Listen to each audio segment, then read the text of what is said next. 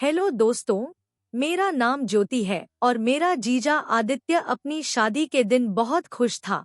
हमारी शादी के बाद वह सिर्फ 16 साल का था। घर परिवार सब कुछ अच्छा चल रहा था। खुशी का माहौल था। आदित्य भी अपनी पढ़ाई में व्यस्त था और दोस्तों। लेकिन इस खुशहाल जिंदगी में अचानक एक मोड़ आया कि मेरे पति एक सड़क दुर्घटना का शिकार हो गए, जिसमें हमारा पूरा परिवार मर गया।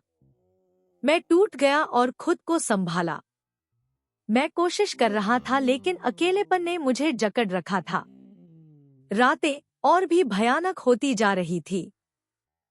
मैं चाहती तो भी किसी से शादी कर लेती। मैं अपनी भावनाएं व्यक्त नहीं कर पाई। कुछ दिनों बाद मैंने आदित्य से कहा, क्या तुम मेरे साथ रह सकते हो? मैं अकेली हूँ। आदित्य मेरे साथ रहने से बहुत डरता है। आंखों में आंखें डालकर आंटी बस कहती है, हाँ चिंता मत करो, मैं तुम्हारे साथ हूँ। जब तक मैं आपकी मदद करने के लिए यहाँ हूँ, तब तक किसी भी चीज का कोई डर नहीं होगा। मेरे साथ रहने से आदित्य को थोड़ी राहत मिली और उसने जीना शुरू कर दिया और मेरी हर जरूरत का ख्याल रखा। लेकिन अब उसे मेरी देखभाल करने का एक अजीब एहसास है। घबराहट तो थी ही, अब उसकी बातों में कुछ और भी था।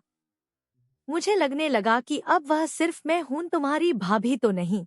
लेकिन न जाने कैसे मैंने उनकी आंखों में एक अलग सी चमक देखी जो मुझे बेचैन करने लगी। जब एक दिन मैं घर पर था, घर पर कोई नहीं था और मैं रसोई में काम कर रहा था। आदित्य आया और बोला, भाभी जी क्या आप वहाँ हैं? वो मुझ पर गुस्सा हो गई। मैंने उसकी तरफ देखा और कहा, नहीं आदित्य, तुम ऐसा क्यों सोचते हो? उसने अपना सिर नीचे कर लिया और बोली, ऐसे ही मुझे लगता है वह कुछ छुपा रही है। मैं मासूमियत तो समझ गया लेकिन अंदर ही अंदर उलझन में था। मैं इतनी परेशान थी कि उससे कुछ भी नहीं कह पाई। आदित्य, उसने कई बार मुझसे अपने प्यार का इजहार किया और मुझसे कहा, दीदी आप अकेली नहीं हैं, मैं हमेशा आपके साथ हूँ। आपको यह समझाने की कोशिश की है कि हमारे रिश्ते और उम्र को लेकर कुछ सीमाएं हैं, लेकिन वह कहते रहते हैं कि रिश्ते दिल पर आधारित होते हैं, उम्र पर नहीं। चीजों ने मुझे और उलझा दिया। आखिरकार एक दिन मैंने उससे कहा कि तुम्हारी भावनाएं सही हो सकती हैं, लेकिन मैं हमेशा तुम्हारा चाचा रहूंगा। तुम्हें अपने जीवन और भाग्य पर ध्यान देना चाहिए। आदित्य ने मेरी बात सुनी और चुपचाप चला गया। शायद उसने बात मान ली थी, लेकिन उस दिन उसकी आंखों का दर्द मैं भूल नहीं पाया।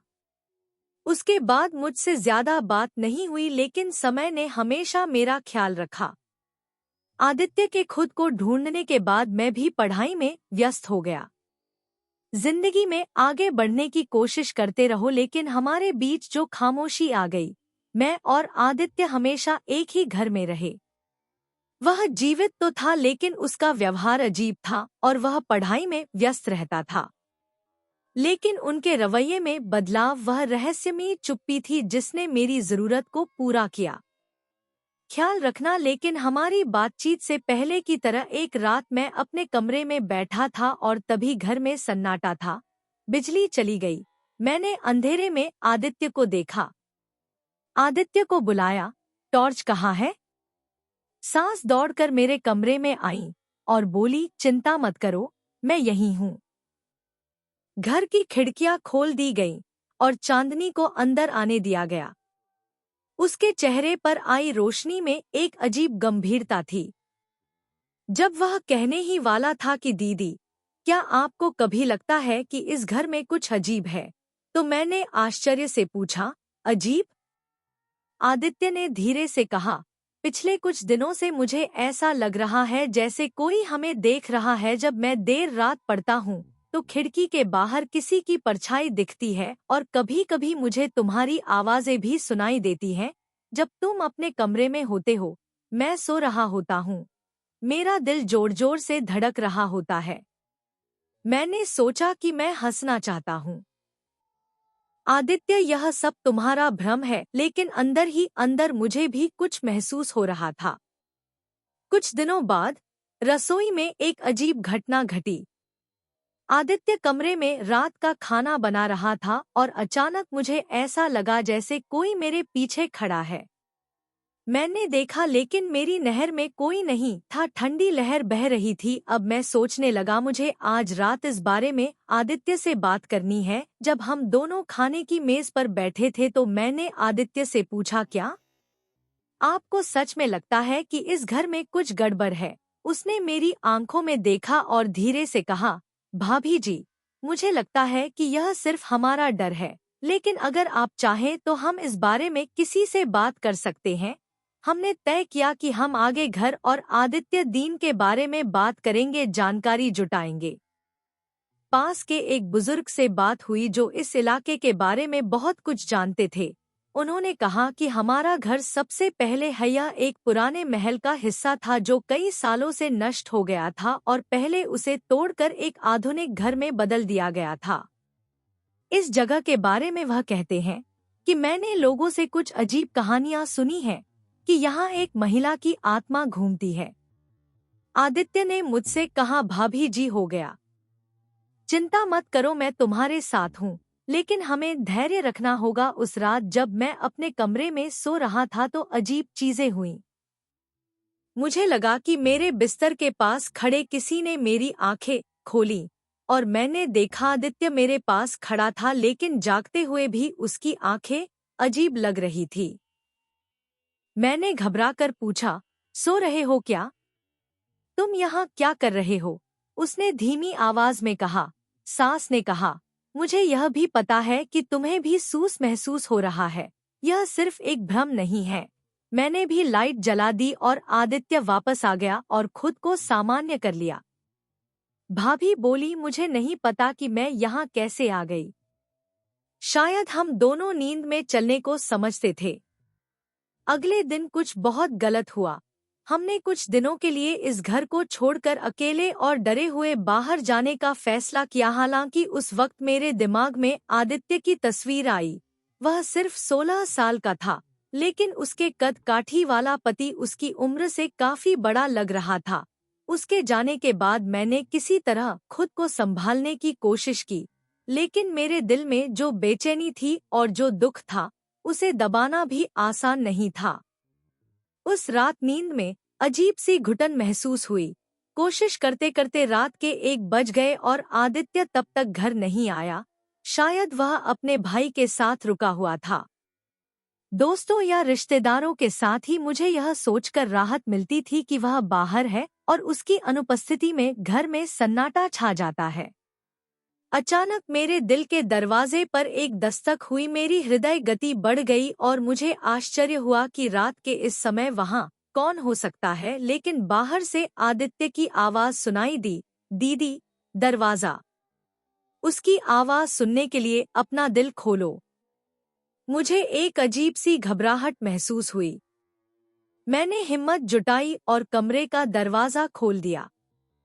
माहौल बिल्कुल सुनसान था और उदास। आदित्य अंदर आया और मासूमियत से मुझसे पूछा, भाभी, क्या आपने खाना खा लिया? उसकी आंखें झुकी हुई थी और उसका चेहरा हमेशा की तरह मासूम था। उस पल मैंने खुद को समझाया तो अब उस अकेली रात में उसे बच्चे की चिंता थी और उसकी मौजूदगी मेरा सहारा बन गई। आदित्य के हाथ में एक बैग था जिसमें होटल वाले चावल लेकर आए थे। उसने चुपचाप एक प्लेट निकाली और मेरे सामने रख दी। उसके चेहरे पर चिंता और मासूमियत के भाव थे। मैं साफ देख सकता था कि फूफू खाना बना रहा था। मैं तो नहीं आता, लेकिन तुम्हारे लिए बाहर से ले आता हूँ।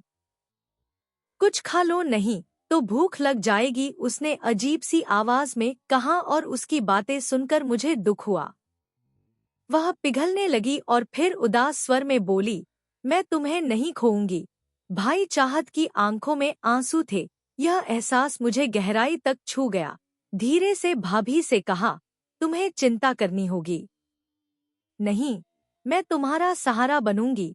उनकी बातें सुनकर मेरा दिल भारी हो गया। फिर भाभी ने कहा, तुम इस कमरे में सोते हो, दूसरे कमरे में, इसलिए यह छत के करीब है और वहाँ ठंड हो सकती है। उनकी बातें बहुत देखभाल करने वाली थी। उस रात ने मेरे अकेलेपन को थोड़ा कम कर दिया। मेरे पति के जाने के बाद मैंने अपना ख्याल रखने की कोशिश की। मैंने पूरी कोशिश की, लेकिन दिल की बेचैनी और दर्द को नियंत्रित करना आसान नहीं था। उस रात भी मैंने रात 2 बजे के आसपास अजीब घटनाओं के बीच सोने की कोशिश की। मैंने फिर से कोशिश की। मैं अचानक उठा और पाया कि आदित्य गहरी नींद में सो रहा था और मुझे बता रहा था, मुझे नहीं लगता कि तुम्हें अब वहां रहना चाहिए। हमारे घर में हर कोई जानता था कि मेरे भाई की मृत्यु हो गई है और इस खबर के बाद कोई घर में बुरे इरादों के साथ प्रवेश कर सकता है। आदित्य की बातों ने मुझे चौंका दिया। मैं सोचने लगा कि इतनी कम उम्र में इतना बुद्धिमान वह इतनी बड़ी बातें कैसे कर सकता है। लेकिन उनकी बातों में हकीकत और तर्क है। जिसने मुझसे उसकी बात मानी, मैंने उस पर विश्वास किया। मैंने उसके कमरे में जाने का फैसला किया। आदित्य का कमरा घर के सामने था। मैं और मेरे पति हमेशा बालकनी के पास रहते हैं। कमरे में कदम रखते ही सभी लोग रुक गए। यह अजीब और कुछ लगा। यह पहली बार था। जब मैं अपने कमरे से दूसरे कमरे में गया तो मैंने दरवाजा बंद कर लिया और चारों ओर देखा तो मेरी आंखें फटी की फटी रह गईं। आदित्य केवल 16 साल का था, लेकिन उसके रवैये में समझदारी थी और एक पल के लिए गौर करना सार्थक था, क्योंकि मुझे ऐसा लग रहा था जैसे मैं सब कुछ पूजा कर रहा हूँ। सुबह ऐसा करने का विचार मुझे बेचैन कर रहा था। मैंने इन विचारों के बीच बात करने का फैसला किया और यह विचार मेरे मन में बैठ गया कि अब मुझे चाय पीने के बाद अच्छा महसूस नहीं हो रहा है और किसी भी चीज से पहले चावल। लेकिन मुझे नींद ही नहीं आ रही थी। आज आदित्य के लाए चावल ने मुझे गहरी नींद में सुला दिया। ऐसा हुआ, लेकिन जल्द ही मेरी आंखें बंद हो गईं, जैसे किसी ने मुझे गहरी नींद में सुला दिया हो। सुबह जब आंख खुली तो देखा कि तुमने मुझे गहरी नींद में सुला दिया है। मुझे आश्चर्य हुआ कि 9 बज चुके थे। मैं पिछले 2 दिनों से गहरी नींद में था। उस दिन से मुझे ठीक से नींद नहीं आ रही थी, इसलिए आज मुझे ऐसा लग रहा था जैसे मुझे अचानक बड़ी नींद आ गई हो। यह सोचकर मेरा मन बार बार बेचैन हो रहा था। क्या ये आदित्य द्वारा लाया गया चावल था? कुछ तो गड़बड़ थी, जिसके कारण मैं इन बातों के बारे में सोचते सोचते गहरी नींद में सो गया। खोकर मैंने अपनी आंखें मली और बाहर देखा। आदित्य रसोई में चाय बना रहा था। उसकी मासूमियत में कुछ ऐसा था जिसने मेरे सामने चाटना और भी आश्चर्यजनक बना दिया। डालते वक्त वो बोला, भाभी, आप तो बहुत सो गईं। तुम अच्छे से सोए। उसकी बातें मासूम थी, लेकिन उसकी आंखों में कुछ और ही छिपा था। ऐसा हुआ, मुझे बहुत बुरा लगा और अब मैंने भी गुस्से भरी आवाज में जवाब दिया, मुझे आज बहुत नींद आ रही है। और उसने कहा, हाँ, क्यों? भाभी, मुझे नींद नहीं आती। मैं चावल खाकर सो जाता हूँ। अगर मेरे चचेरे भाई को नींद नहीं आती तो मैंने अपने दोस्त के साथ गोलियां मिला दी। उसने मुझसे कहा कि चावल खाओ और गोलियां मिलाकर सो जाओ, इससे तुम्हें आराम से नींद आएगी।